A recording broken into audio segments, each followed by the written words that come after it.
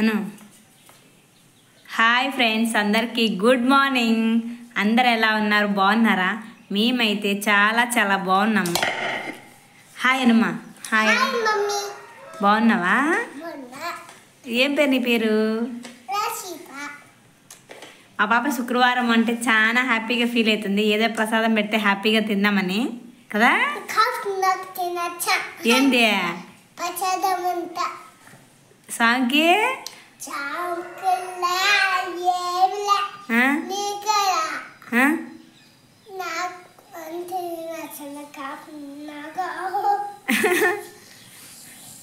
లీగల్గా వెయిట్ చేస్తూ ఉంటుంది ఎప్పుడెప్పుడు తిందామా అని.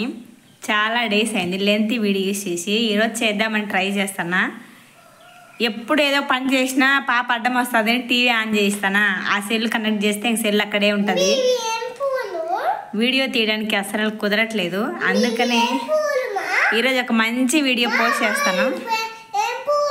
ఇది గన్నేరు పూలు. ఇవంతా నోట్లో పెట్టుకోకూడదు. ఇట్లా పెట్టి స్వామికి ఇన్ని. అవి మందారం. అది కూడా మందారం. ప్రసాదం ఎలా చేస్తానంటే ఫస్ట్ పెసరపప్పు బియ్యం బాగా నానబెట్టేసుకొని మెత్తగా విజిల్ పెట్టి ఉడకబెట్టేసిన. ఇప్పుడు ఆవిరి పెడతానులే, మంట ఏం లేదు. ఇంకా బెల్లాన్ని తీసి బాగా దంచుకోవాలా.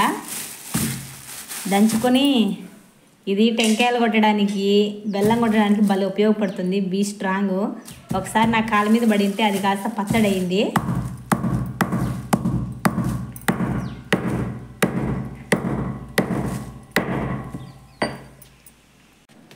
ఈ మధ్య నేను ప్రసాదాలు ఎక్కువే చేస్తున్నా. దేవుడి కంటే ఇంట్లో ఉన్న ఈ చిన్న దేవుడు ఎక్కువ తింటాను ఉద్దేశంతో చక్కెర కాకుండా బెల్లంతో ఎక్కువ స్వీట్ చేస్తున్నా. ఇది తినొచ్చు తినకూడదు కానీ దేవుని పేరుతో చెప్పి ప్రసాదాలు బాగానే తింటుంది. ఎంత ఇష్టంగా తింటుంది. 4 రోజులు అయిందనుకో మళ్ళీ గుర్తు చేస్తుంది. మమ్మీ దేవుడికి ప్రసాదం చేయాల, నాకు ప్రసాదం చేసి అని ఊరికి ఎందుకు ఏడిపించడం అని అడిగినప్పుడల్లా బెల్లం వేసి, ఒక గుంట బెల్లం వేసి కొన్ని బియ్యం వేసి చేస్తున్నాను.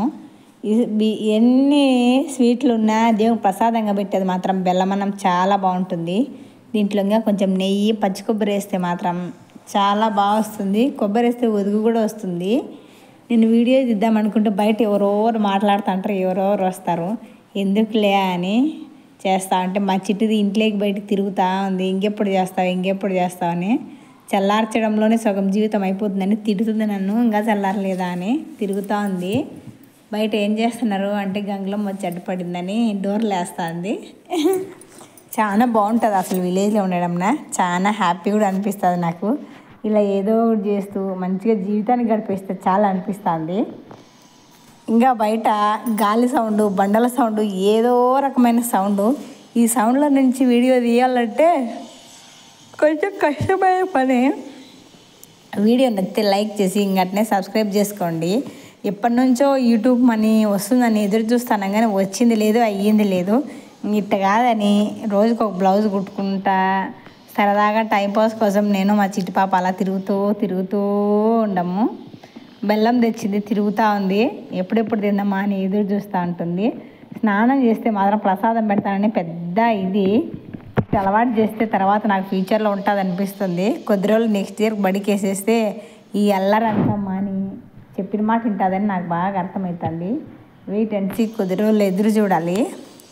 ఇంకా ఏంటంటే మేము ఎక్కడున్నామని చాలా మంది అడిగితే ఒక సబ్స్క్రైబర్స్ మిమ్మల్ని కలవాలి అని ఒకరు నన్ను అడిగినారు.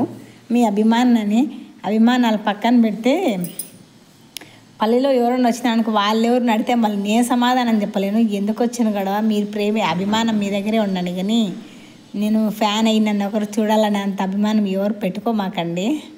ఎందుకంటే నేను మళ్ళీ అందరికి సమాధానాలు చెప్పలేను. పాపం అదే పనిగా అడిగినారు. I'm so sorry. ఇంకా మంచి స్థాయికి రానివ్వండి, తర్వాత చూద్దాము.